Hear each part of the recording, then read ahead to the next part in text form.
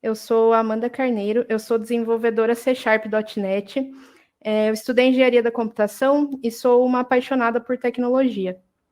Eu iniciei a minha trajetória com tecnologia bem nova, eu comecei o ensino médio técnico da UTF e foi assim que eu entrei nesse universo.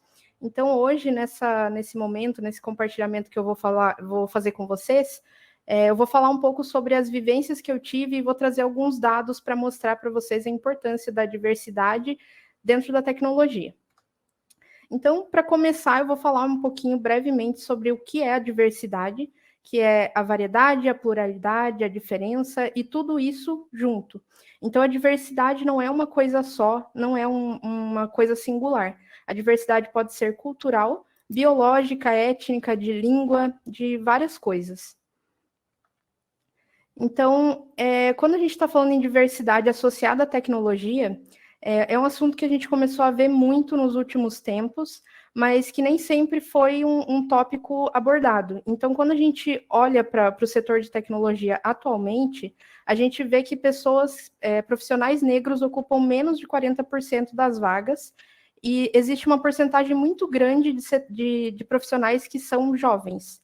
A grande maioria das pessoas veio do ensino formal, ou seja, uma graduação, uma faculdade, um curso técnico, e isso vai mostrando um pouquinho o caminho de qual é o perfil do profissional que trabalha com tecnologia hoje.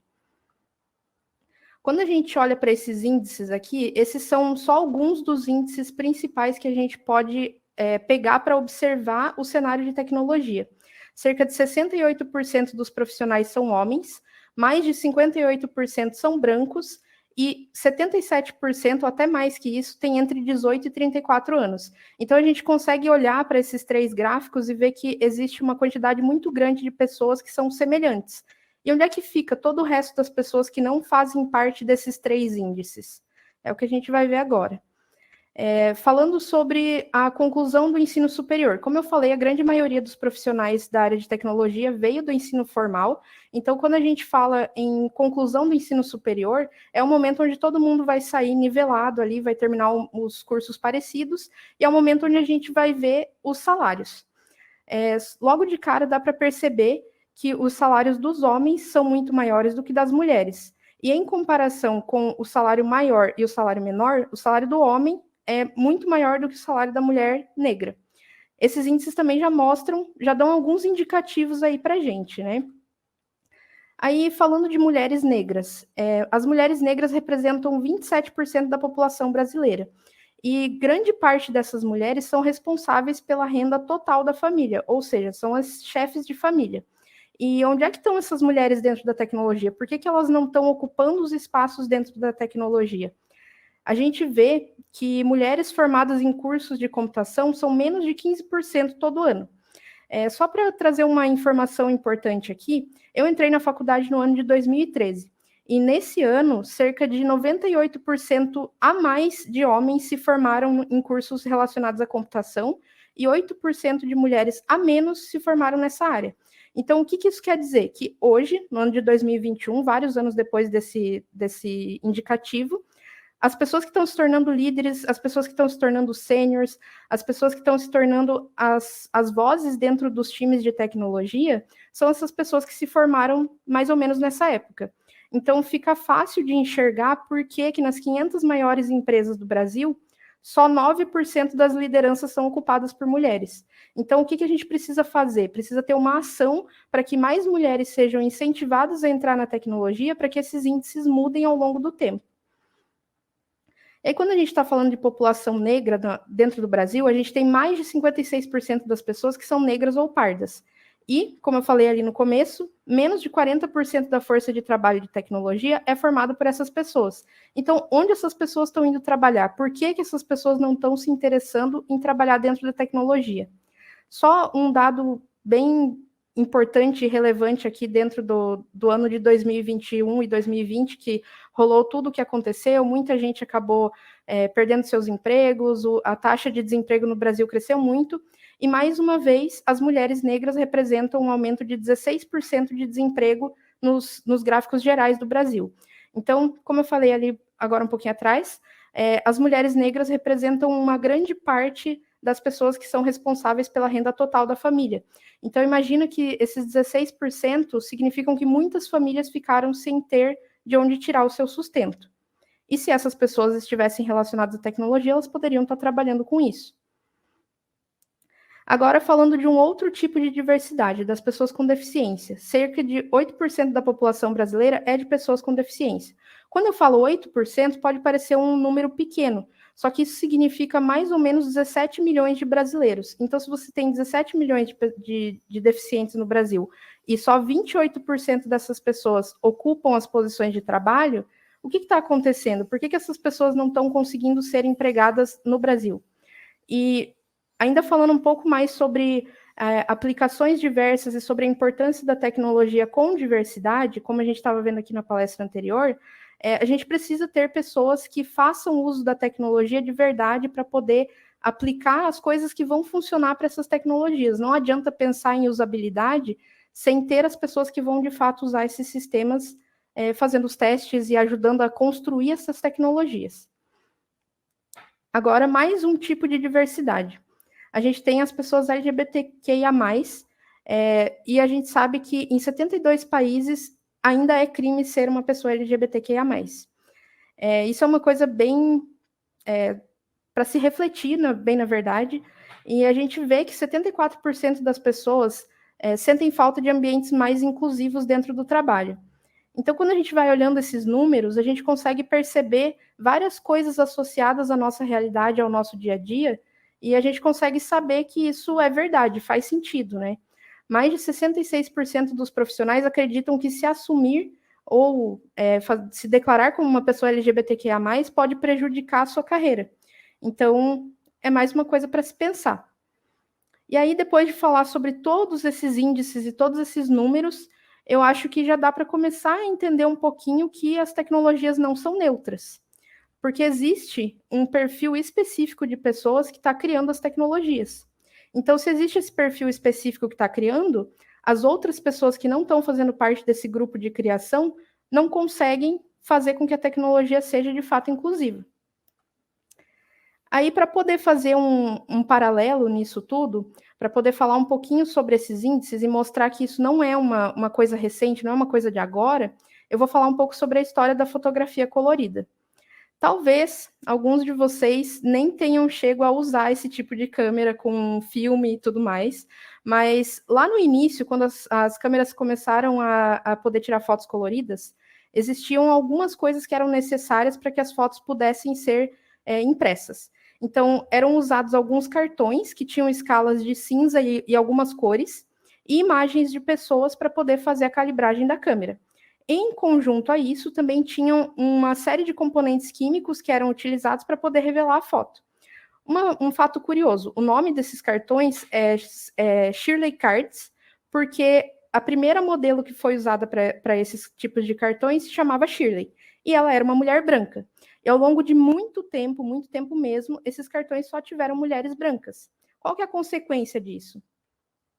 As fotos tiradas de pessoas brancas, usando esse tipo de filme, usando esse tipo de revelação, saíam com uma qualidade muito boa. Se você olha para essa foto, ela tem mais de 50 anos, e a qualidade dela é uma qualidade boa.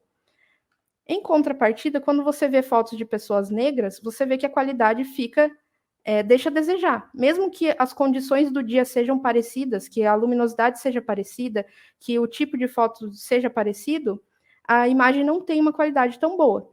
Mas fica muito claro quando você vê fotos de pessoas brancas e pessoas negras numa mesma imagem. Isso dá para perceber que a calibragem da câmera de fato estava sendo feita para pessoas brancas. E aí, como que isso foi resolvido? Porque isso foi resolvido em algum ponto. Existia os catálogos que vendiam produtos como móveis de madeiras de diferentes cores, ou produtos como chocolate, que começaram a reclamar com a Kodak, que era quem fazia esses filmes, que as imagens dos produtos não saíam com a qualidade que eles desejavam. Então, o que aconteceu? A Kodak foi lá, investiu e começou a mudar a composição química dos produtos para revelar as fotos, para que as fotos começassem a ter mais qualidade. E com essa alteração, as fotos das pessoas negras passaram a também ter mais qualidade. Então, veio de uma necessidade do mercado foi preciso uma ação de mercado para que as pessoas negras pudessem ter fotos com mais qualidade. Beleza. Aí a gente pensa, tá, hoje em dia a gente nem tem mais câmera que é analógica, a gente nem usa mais filme, então isso já não acontece mais, certo? Errado. Em 2009, 2010, estava uma febre muito grande ali dos reconhecimentos faciais. E foi identificado que em laptops e no Kinect, lá no início, eles não eram capazes de reconhecer pessoas negras. Então, o que isso quer dizer? A gente que está falando em tecnologia vai ter que pensar um pouquinho ali no treinamento dos algoritmos. O que isso significa? Que os algoritmos que eram usados para fazer o reconhecimento facial não eram treinados o suficiente com imagem de pessoas negras para que essas pessoas pudessem ser reconhecidas. Isso foi corrigido? Sim, mas isso mostra que as pessoas que estavam construindo essa tecnologia na época não tinham acesso a pessoas negras para que elas pudessem ver, epa, esse sistema não está reconhecendo pessoas negras.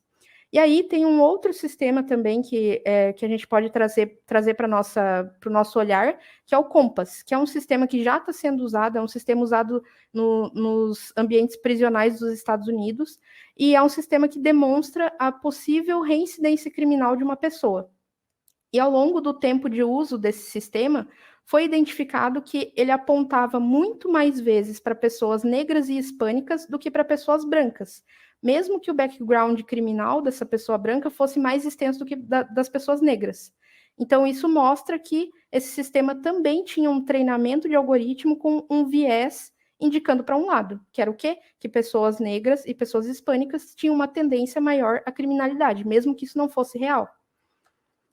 Então, só para fechar essa parte, a gente consegue olhar para esses exemplos que eu trouxe e ver que a inteligência artificial pode potencializar os erros que os seres humanos cometem. Então, o que acontece? Quando a gente tem pessoas desenvolvendo tecnologia que tem o mesmo perfil, que são com o mesmo tipo que tem o mesmo background, que tem o mesmo tipo de pensamento, os algoritmos também vão reproduzir isso, e a gente não vai conseguir enxergar dados diferentes do que o que essas pessoas estão vendo. Então, para evitar esse tipo de coisa, a gente precisa ter diversidade dentro dos times que estão construindo as tecnologias, para que essas pessoas também possam imprimir as suas opiniões naquilo ali.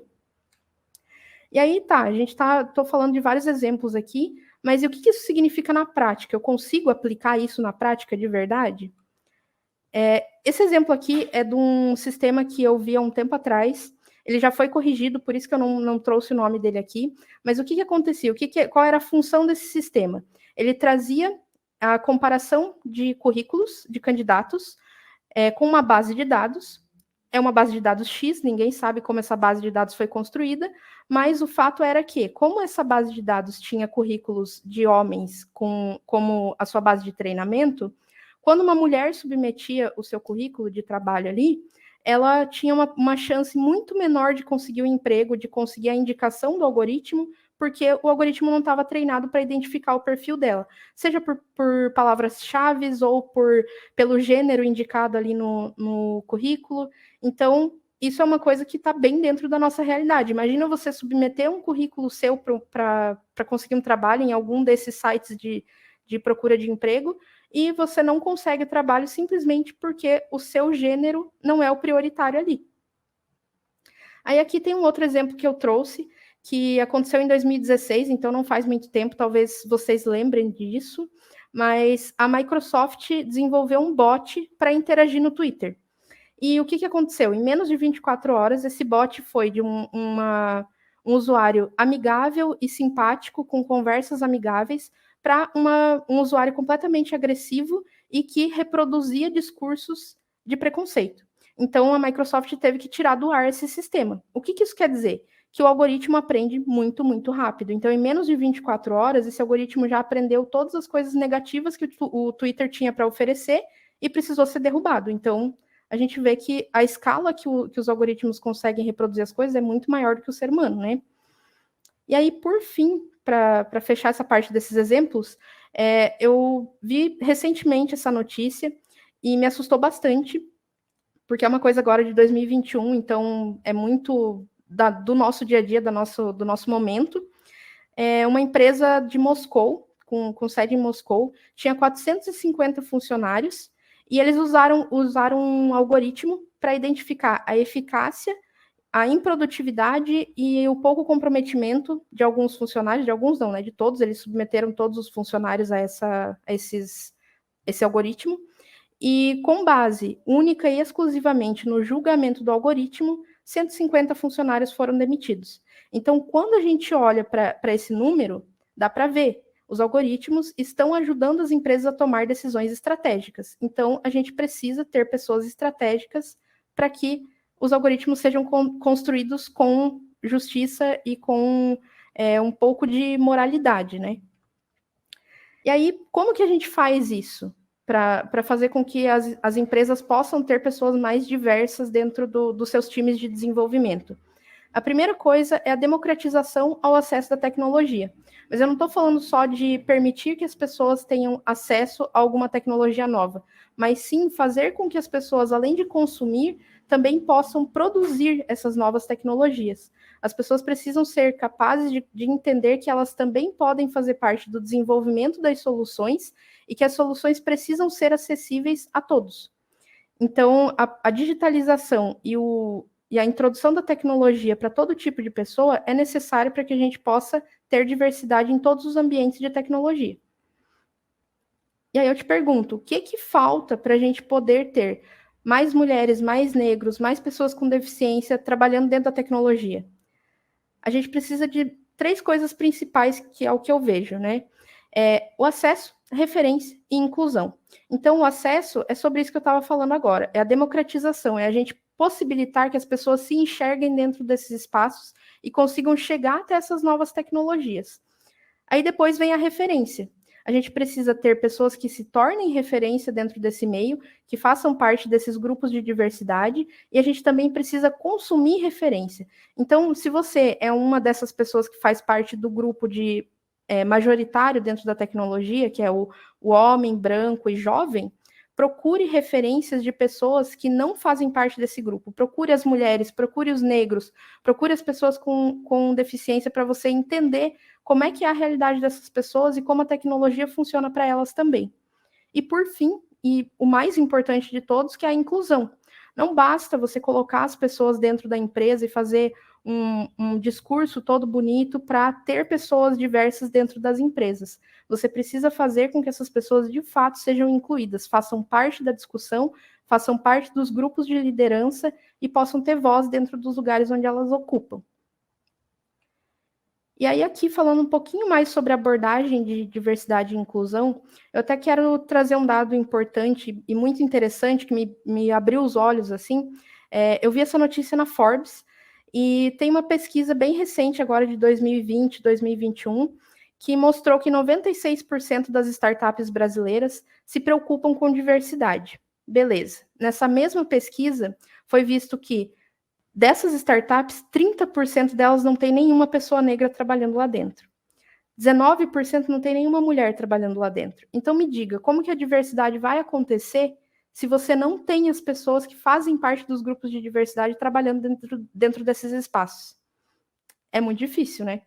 Então, quando a gente fala em abordagem de diversidade e inclusão, a gente tem que pensar em equilibrar os números de pessoas dentro das empresas. Se você tem um time que tem muitos homens, precisa ser trazido mais mulheres para dentro desse time. Mas não é só trazer e colocar lá dentro, essa pessoa tem que se sentir inclusa, essa pessoa tem que se sentir parte daquele lugar.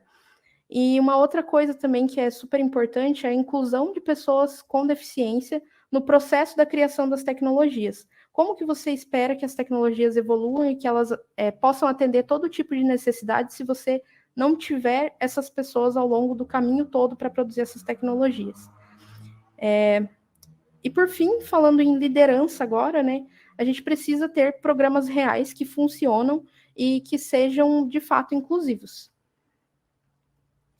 Então, para fechar, eu tenho essa frase aqui, que a inclusão precisa ser de propósito e com propósito. A gente precisa ter propósito nas coisas que a gente está fazendo. Não é só abrir as portas de um time ou de uma empresa para que mais pessoas comecem a trabalhar com tecnologia, mas sim colocar um propósito nisso e seguir isso até o fim. Então, era isso que eu tinha para hoje. Eu quero agradecer por essa chance de estar aqui conversando com vocês.